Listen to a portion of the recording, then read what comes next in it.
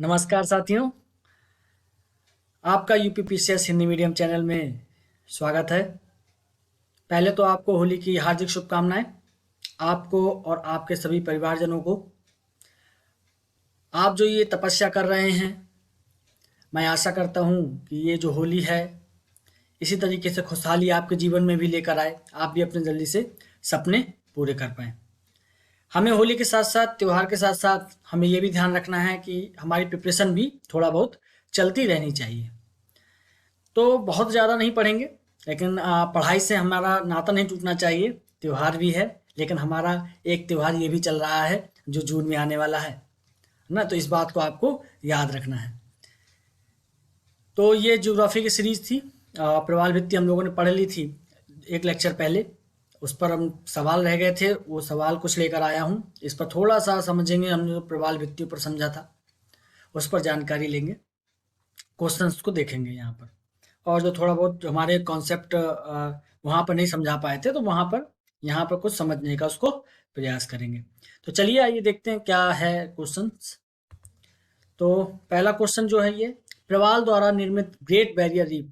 तो मैंने आपको पहले बात तो मैंने बताया था, ये आप नाम इसको याद कर लीजिएगा। जैसे नाम आपने पढ़ा ग्रेट बैरियर रीफ, तो आपको तीनों नाम याद आना चाहिए। एक होता है फ्रिंज रीफ, है ना, जिसको हम लोग बोलते हैं तटीय भित्ति। फिर उसके बाद बोलते हैं ग्रेट बैरियर रीफ, इसको बोलते हैं अवरोधक भित्ति। अवरोधक भित्ति, अवरोधक भित्ति बोलते हैं, ठीक है। और इसके बाद एटॉल बनता है। ये तीन प्रकार की भित्तियों के बारे में बात की थी। इसके बाद जो शेष हैं, जो अलग अलग पैचेस में पाई जाती हैं, पैच पैच जो हैं उन कोरल रीफ्स के, वो हमने देखे थे। पैच तो आपको लगभग हर जगह मिल जाएंगे। एटॉल भी आपको ज़्यादातर जगह मिलेंगे, लेकिन कुछ एटॉल बड़े फेमस हैं। उनका नाम हमको देखना चाहिए। यूनेस्को की लिस्ट में भी वो शामिल है। ये सब चीज़ें हमको देखना है।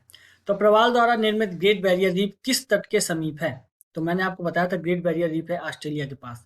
तो यहाँ न्यूजीलैंड हो सकता है ना, क्योंकि ऑस्ट्रेलिया के पास तो न्यूजीलैंड भी है। इंग्लैंड नहीं हो सकता, पहले तो आप इसे काट दीजिए। आयरलैंड नहीं हो सकता। एक तो इसलिए भी नहीं हो सकता कि ये ऑस्ट्रेलिया के पास है यहाँ पर, लेकिन दूसरी बात ये है कि ये उच्च अक्षांश पे है ना, ये दोनों ही उच्च अक्षांश पर हैं। मैंने आपको बताया था कि उनके जो विकसित होने के लिए चाहिए 30 डिग्री से लेकर 30 डिग्री साउथ, 30 डिग्री नॉर्थ से लेकर 30 डिग्री साउथ तक उनको टेम्परेचर चाहिए होता है। यहाँ पर उनको पर्याप्त टेम्परेचर मिल जाता है 22 डिग्री के आसपास, है ना। तो ये हमको हम लोगों ने चर्चा की थी। तो इसलिए इन दोनों पर तो नहीं पाया जाएगा, क्योंकि यहाँ टेम्परेचर बहुत कम रहता है। तो ये दोनों तो आप कैंसिल कर दीजिए। अब क्वींसलैंड, मान लीजिए आपने कभी नाम ही नहीं सुना हो क्वींसलैंड का, तभी मैंने ये न्यूजीलैंड छोड़ दिया था, क्वींसलैंड छोड़ दिया था। क्वींसलैंड, अब आपको मैं बता दूं, जो 2018 में कॉमनवेल्थ गेम्स हुए थे, तो वो क्वींसलैंड में हुए थे। ये क्वींसलैंड कहाँ पर है? ये क्वींसलैंड जो है आपका, ये ऑस्ट्रेलिया के पास है। ऑस्ट्रेलिया का जो पूर्वी तट है वो क्वींसलैंड है। क्वींसलैंड के पास एक गोल्ड कोस्ट करके एक जगह है, वहां पर ये प्रवाल भित्ति पाई जाती है। ये जो भित्ति है करीब आप ये मान चलिए 2000 से भी ज्यादा लंबी है, 2000 किलोमीटर से भी ज्यादा लंबी है। आई थिंक लगभग 2400 किलोमीटर की है ये, 2300 से लेकर 2400 की, इतनी दूरी इसकी पर्याप्त है। और ये बहुत ही फेमस है, यूनेस्को की साइट में भी इसको रखा गया है। और ये तेजी से जो है विलुप्त हो रही है, जिसको मतलब इसका मैंने आपको बताया था प्रवाल विरंजन हो रहा है, कोरल ब्लीचिंग ब्लीचिंग हो रही है। तो जिससे लोग जो हैं पर्यावरणविद, वो काफी चिंतित हैं कि ग्रेट बैरियर रीफ को बचाया जाना चाहिए, क्योंकि बहुत ही बड़ा इको टूरिज्म का ये पार्ट है। तो इसका जो आंसर हो जाएगा क्वींसलैंड हो जाएगा। और एक फैक्ट मैंने आपको बता दिया था, यहाँ पर लास्ट जो कॉमनवेल्थ हुआ था वो क्वींसलैंड में हुआ था, ठीक है। तो ये आपको याद रखना है। और एक डाटा और बता देता हूँ, वैसे हालांकि ये अब पूछा नहीं जाता इस टाइप के सवाल, लेकिन बस याद रखिएगा कभी कभार पूछने के लिए। ऐसा देश जो गर्मियों में क्रिसमस डे मनाता है, तो वो ऑस्ट्रेलिया है ना। क्योंकि ऑस्ट्रेलिया में आप जानते हैं ये पृथ्वी है, और जब सूर्य दिसंबर के आसपास मकर रेखा के आसपास होता है ना, तो यहाँ पर ही आपके ऑस्ट्रेलिया की लोकेशन है। तो ये यहाँ पर गर्मी पड़ रही होती है, भीषण गर्मी यहाँ पड़ रही होती है, उस समय यहाँ क्रिसमस मनाया जाता है। चलिए आइए नेक्स्ट क्वेश्चन देख लेते हैं। ग्रेट बैरियर रीफ कहाँ पर स्थित है? तो पहली बात मैंने आपको बताया ऑस्ट्रेलिया में। इससे थोड़ा सा और पूछ लिया तो आपको पता चला कि क्वींसलैंड एक जगह है ना। क्वींसलैंड में एक गोल्ड कोस्ट है, ये भी मैंने आपको बता दिया। और ये किस महासागर में है? ये है दक्षिणी प्रशांत महासागर। इसका कुछ पोर्शन जो है वो लगभग लगभग टच करने लगता है भूमध्य रेखा, है ना। तो ये भी आपको याद रखना, लेकिन पूरी तरीके से ज्यादातर समानता दक्षिणी प्रशांत महासागर में मिलेगी आपको। जरा जब इतनी बातचीत कर रहे हैं तो जरा एक बार लोकेशन भी देख लेते हैं। ये देखिए, ये इंडोनेशिया है, यहाँ कहीं से लगभग आपकी 0 डिग्री जाती है। और ये पापुआ न्यू गिनिया है, ये ये ग्रेट बैरियर रीफ है, और ये है आपका गोल्ड कोस्ट। इसी को क्वींसलैंड बोलते हैं। क्वींसलैंड एक राज्य का नाम है इनके, जैसे अपने यहाँ जम्मू कश्मीर हो गया, उत्तर प्रदेश हो गया, इसी प्रकार से क्वींसलैंड इनका एक पार्ट है। और इसी के जस्ट सापेक्ष ग्रेट बैरियर रीफ है, ये करीब 2400 किलोमीटर की लंबी है, ठीक है। और बहुत ही इकोलॉजिकल दृष्टि से बहुत ही इंपॉर्टेंट है। ये ऑस्ट्रेलिया है, ऑस्ट्रेलिया की राजधानी कैनबरा है, ये आपको पता होना चाहिए, दक्षिण में है। यहाँ पर मैंने आपको बताया था तस्मान सी है, ये तस्मान ये देश है, तस्मान। और इधर पे न्यूजीलैंड है, इसके जस्ट पीछे इधर। वहां पर कोको स्टेट है, तो कोको ने जो ऑस्ट्रेलिया की खोज की थी तो उनके नाम पर ही रखा गया था। तो इस प्रकार से जो ये लोकेशन हमने देख ली, लोकेशन आपको देखनी चाहिए। ये मुर्रे नदी है, ये सब जैसे आप पढ़ते जाएं ना तो साथ साथ थोड़ा थोड़ा मैप देखते रहना चाहिए। देखिए कितने सुंदर सीन है ना। आपको समुद्र में अगर थोड़े से सीन वाली मूवी देखनी तो आप तो नेशनल ज्योग्राफिक देख ही सकते हैं, वो नेचुरल दिखाता है। नहीं तो आपको देखना चाहिए एक्वामैन, बड़ी अच्छी सीरीज है। समुद्री संसार पर है, किस प्रकार से समुद्री नियम चलते हैं काल्पनिक घटना पर, और बहुत ही बेहतरीन ये सीरीज है आपकी, सॉरी मूवी है ये। चलिए आगे चलते हैं, देखते हैं। एक ये है बड़ा फेमस नाम है अड्डू प्रवाल द्वीप। अब ये नाम क्यों फेमस है? क्योंकि यूनेस्को की साइट में है ना। तो यहाँ पर लास्ट बार जो है कुछ गतिविधियां मिली थी, इसका काफी तेजी से क्षरण हो रहा है। तो यूनेस्को ने इस पर चिंता जाहिर की थी, तो इसलिए ये करंट में था। और इसलिए चिंता मतलब पूछा जा सकता है, बिल्कुल आपको ये नाम आपको पता होना चाहिए। तो मैंने आपको बताया ये मालदीव में है। तो ये मालदीव आपका कहाँ पड़ता है? हिंद महासागर में, है ना। ये आपका हिंद महासागर में पड़ता है। मैंने आपको बताया था 8 डिग्री जो चैनल है वो मालदीव को आपके लक्षद्वीप से अलग करती है। लक्षद्वीप का जो बड़ा सा द्वीप है, नाम मैं मिस कर रहा हूँ इस समय, एग्जैक्टली थोड़ा सा मिस हो रहा है मुझसे नाम। लेकिन लक्षद्वीप से 8 डिग्री चैनल अलग करता है ये हिंद महासागर, ये आपके मालदीव को। तो ये कहाँ पर है? ये है आपका भारतीय महासागर, हिंद महासागर। अटलांटिक में नहीं है, आर्कटिक में नहीं है, पैसिफिक में नहीं है। हालांकि आपको अगर अड्डू प्रवाल द्वीप नहीं पता होगा तो इस टाइप के सवाल आपको करने नहीं चाहिए। उसके पीछे कारण ये है क्योंकि इसमें कोई भी श्योरिटी नहीं है कि कहाँ पर ये द्वीप हो सकता है, ये कहीं पर भी हो सकता है। लेकिन आप चाहें आर्कटिक महासागर एक बार हटा सकते हैं, इससे ज्यादा आप नहीं कुछ कर सकते हैं इसमें। आर्कटिक महासागर इसलिए हटाया जा सकता है क्योंकि बहुत ही ठंडे प्रदेश में है, ऊपर है। तो मैंने आपको बताया था कि कोरल द्वीप को विकसित होने के लिए एक निश्चित टेम्परेचर चाहिए, अवसादों की आवश्यकता होती है। तो इसलिए आर्कटिक महासागर काफी ऊंचाई पर पहुंच जाता है, ये करीब आपके 65 डिग्री अक्षांश पर पहुंच जाता है, 65 डिग्री नॉर्थ पर। तो वहां पर प्रवाल भित्ति के जो समांतर प्रवाल भित्ति वहां पर नहीं मिलती है। तो इस प्रकार से अटलांटिक महासागर इसका आंसर हो सकता है, भारतीय महासागर हो सकता है, पैसिफिक महासागर भी हो सकता है। अगर आपको नाम पता है तो आप हिंद महासागर लगाइए, नहीं तो मेरा आपको सजेशन ये होगा कि कम से कम इसको आप स्किप कर सकते हैं, ऐसे सवाल नहीं करने चाहिए। ये देखिए अड्डू महाद्वीप है, अड्डू एटॉल। ये देखिए एटॉल, एटॉल कितना कितना प्यारा सीन है। ये देखिए पूरा समुद्र है, यहाँ पे एक छोटा सा द्वीप रहा होगा कभी, फिर धीरे धीरे धीरे धीरे यहाँ नीचे नीचे नीचे नीचे प्रवाल ने अपनी जगह बना ली उसमें। फिर ये अवरोधक के रूप में विकसित हो गए, ये चारों तरफ से उसने अवरोध पैदा कर लिया, ठीक है। और ये अंदर तो थोड़ा बहुत रहे ही होंगे, है ना। बहुत नीट एंड क्लीन नहीं बना करता इस तरीके से आपने सोचा होगा कि ऐसे मैंने पहाड़ बना दिया, ऐसे बन गया होगा तो पूरा पहाड़ डूब जाएगा। ऐसा नहीं है, देखिए तब भी डूबा हुआ है। यहाँ पर पानी रुक गया, यहाँ पर पानी रुक गया, यहाँ पर पानी रुक गया, यहाँ पर पानी रुक गया। धीरे धीरे इसको भी कवर अप कर लेंगे तो इस प्रकार से एक छोटा सा द्वीप बन जाता है, प्रवाल का बड़ा काम आ जाता है। ये कितना सुंदर सीन है, ये यूनेस्को की साइट में है, यूनेस्को की ये एक साइट है। तो ये बड़ा फेमस नाम है और काफ़ी इसमें क्षरण हो रहा था, तो इसलिए जो पर्यावरणविद हैं उन्होंने इस पर काफ़ी चिंता जाहिर की। तो ये आपको याद रखना है, अड्डू एटॉल। ठीक है, ये प्रवाल भित्तियों से बना हुआ होता है। आगे देखते हैं, कोरल रीफ या जीवाश्म पट्टी। देखिए जीवाश्म पट्टी इसको क्यों बोला जा रहा है, पहले आप ये समझ लीजिए। कोरल जो है, कोरल क्या होते हैं, कोरल एक प्रकार का प्रवाल है ना, इसको पोलिप बोलते हैं। ये पोलिप है एक प्रकार का, ये चूने का श्रवण करता है, चूना छोड़ता है और इसकी जो परत होती है वो चूने की बनी रहती है। फिर एक जुए जैंथली नाम का शैवाल इसके साथ सहजीवन में रहता है, सिम्बायोसिस में रहता है। तो इससे एक बड़ी सी अच्छी सी आकृति बन जाती है और शैवाल जो है उसको खाना बना कर देता है और प्रवाल वहां पर उसको रहने के लिए एक घर देता है, जगह देता है।